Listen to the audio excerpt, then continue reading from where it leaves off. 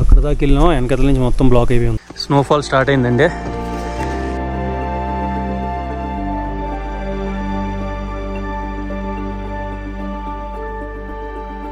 And ఈరోజు వీళ్ళకి new year అంట. న్యూ ఇయర్ రోజున ఎంతమంది వచ్చారంటే వీళ్ళు మొత్తం వీళ్ళు ట్రెడిషనల్ డ్రెస్సెస్లోని.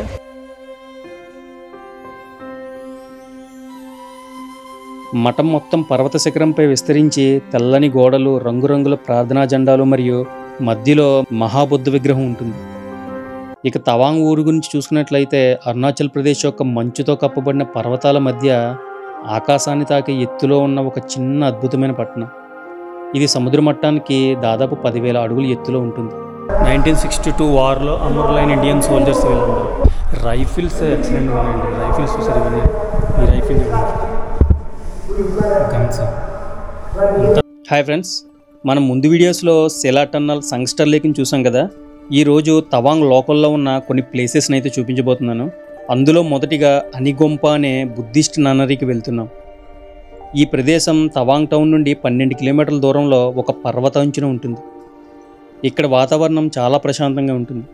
ఈ ప్రదేశం చాలా ఎత్తులో ఉండటం వలన మంచు విపరీతంగా కురిసి మొనస్ట్రీ దారుల్ని కప్పేస్తుంది.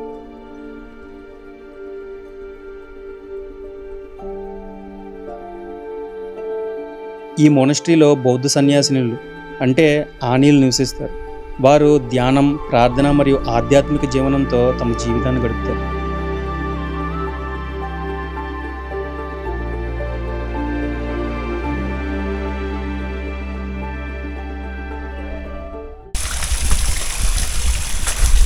మొత్తం మంచుతో నిండిపోయింది, వెళ్ళడానికి కావట్లేదు, రోడ్లు మొత్తం బ్లాక్ అయిపోయాయి. మొత్తం మంచుతో రోడ్లన్నీ బ్లాక్ అయిపోయాయి. ఇక్కడ అక్కడ దాకా వెళ్ళాం, వెనకతల నుంచి మొత్తం బ్లాక్ అయిపోయింది.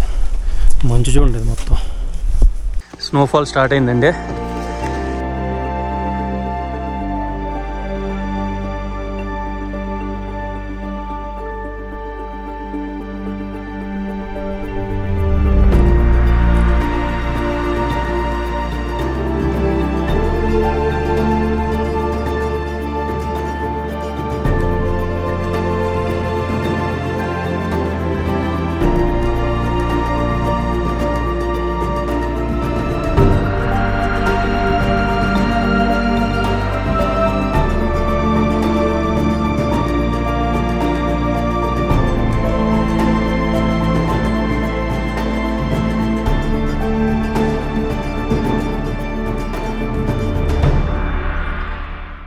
అక్కడి నుండి ప్రపంచంలోనే 2వ అతిపెద్ద మొనస్ట్రీ అయిన తవాంగ్ మొనస్ట్రీకి వెళ్తున్నాం.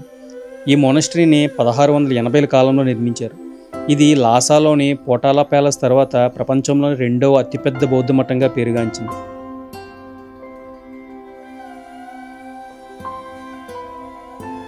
అండ్ ఈరోజు వీళ్ళకి న్యూ ఇయర్ అంట. న్యూ ఇయర్ రోజున ఎంతమంది వచ్చారంటే వీళ్ళు మొత్తం వీళ్ళు ట్రెడిషనల్ డ్రెస్సెస్లోని. చూడండి మొత్తం అందరం.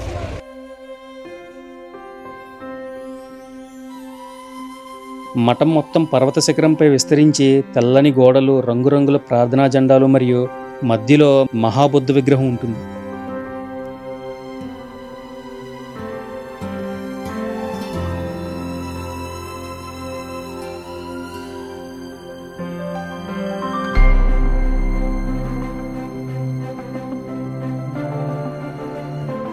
ఆ బుద్ధిని ప్రశాంతమైన ముఖాన్ని చూస్తే మనసంతా నిశ్శబ్దంగా మారిపోతుంది.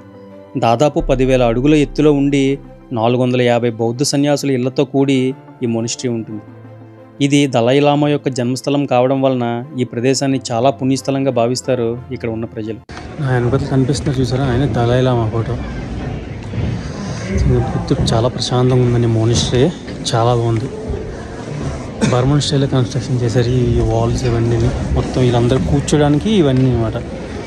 వీళ్ళు ఇక్కడ కూర్చొని వీళ్ళు ప్రార్థన చేసుకుంటూ ఉంటారు.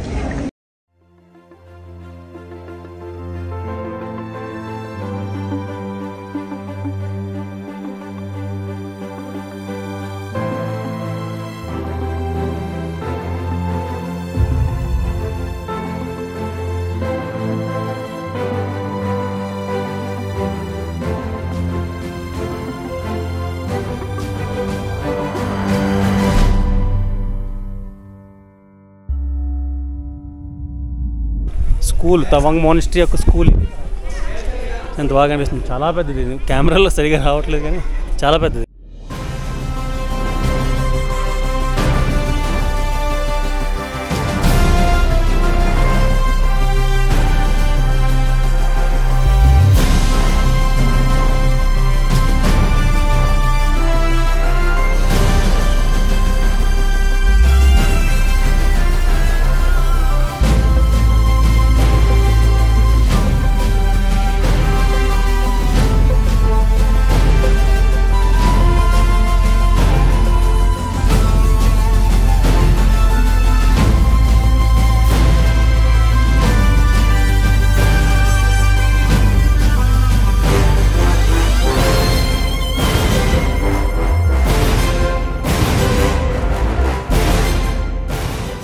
ఇక తవాంగ్ ఊరు గురించి చూసుకున్నట్లయితే అరుణాచల్ ప్రదేశ్ యొక్క మంచుతో కప్పబడిన పర్వతాల మధ్య ఆకాశాన్ని తాకే ఎత్తులో ఉన్న ఒక చిన్న అద్భుతమైన పట్టణం.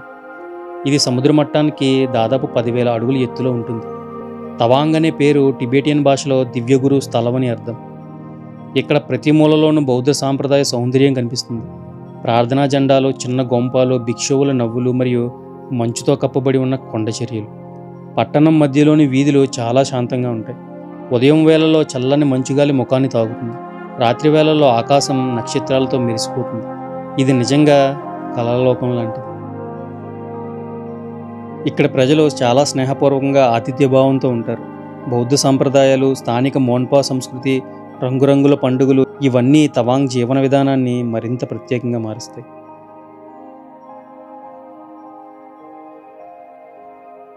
నెక్స్ట్ అక్కడ నుండి తవాంగ్ మార్కెట్ ఏరియాలో ఉన్న బుద్ధుని విగ్రహం దగ్గరికి చేరుకున్నాము. 30 అడుగులు ఎత్తు ఉండే ఈ బుద్ధుని విగ్రహం అరుణాచల్ ప్రదేశ్లో ఉన్న అతిపెద్ద విగ్రహాలలో ఒకటిగా పేరుగాంచింది. ఈ విగ్రహం గోల్డ్ కలర్ ఉండి మంచు పర్వతాల బ్యాక్డ్రాప్లో చాలా అద్భుతంగా కనిపిస్తుంది. అలాగే మంచు దుప్పట్లో ఉన్న తవాంగ్ టౌన్ కూడా ఇక్కడ నుంచి చూడొచ్చు. చాలా బాగా చలి ఉంది. 1 డిగ్రీ సెంటీగ్రేడ్లో ఉన్నాం ఇప్పుడు. కరెక్ట్గా ఎట్టి చూసినా మంచు పడుతుంది. మొత్తం ఊర్లో అంతా ఫుల్ మంచు. పార్క్ దగ్గర ఇది పెడుతున్నారు లోకల్ డిష్. నెక్స్ట్ అక్కడ నుండి ఇండియన్ ఆర్మీ అండర్లో ఉన్న వార్ మెమోరియల్కి అయితే వెళ్ళడం జరిగింది.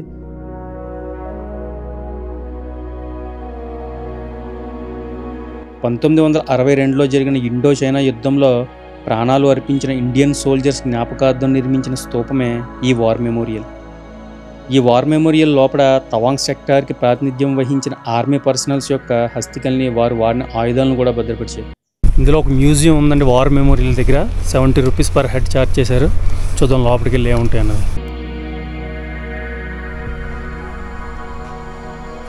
మ్యూజియం ఎక్సలెంట్ ఉంది.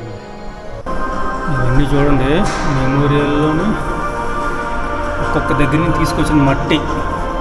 West Bengal, Tripura, Assam, Meghalaya, Arunachal Pradesh, Nagaland, Manipur, east Godavari, Andhra Pradesh, Telangana, Golconda fort, మొత్తం అన్ని చోట్ల తీసుకొచ్చిన మట్టి.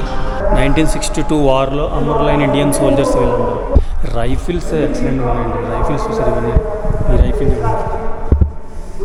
గన్స్ అంతా ఇండియా చైనా వార్ అయింది 1962లోనే. అది చాలా పెద్ద వార్. అది ఆ వార్లో యూజ్ చేసిన వెపన్స్ ఇవన్నీ మాట. సోల్జర్ టోపీలు ఇవన్నీ చాలా బాగా ప్రిజర్వ్ చేశారు అప్పుడు వీళ్ళందరినీ.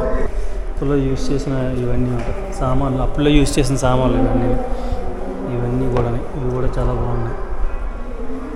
కంప ట్రెడిషనల్ ఇవన్నీ అప్పుల్లో ట్రెడిషనల్ యూజ్ చేసేవారు అన్నమాట. అంత టెక్నాలజీ లేదు కదా అప్పుల్లో. అంటే పలాంగ్ వాళ్ళ డ్రెస్సులు అప్పుల్లో ఇవన్నీ ఉలెన్ క్లోత్స్. బా చాలా థిక్గా ఉన్నాయి ఇవి బట్టలు. అవి ఈ పెట్టెలు చూడండి, ఇవన్నీ చూడండి. ఇగో వాటి యాక్ యొక్క ఊళ్ళతో తయారు చేసిన పెట్టెలు ఇవన్నీ. చూడండి,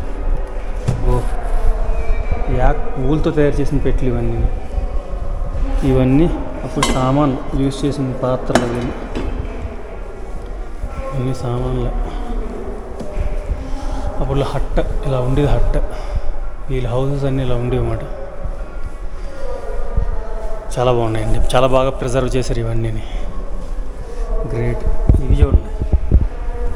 దీంతో ఏంటి ఈ పోక్కుండేదా ఏంటిది? ఏమో ఇది ఇంత ఏం చేస్తారు ఇది, ఇవన్నీ ట్రెడిషనల్ ఎక్విప్మెంట్స్ ఇవి.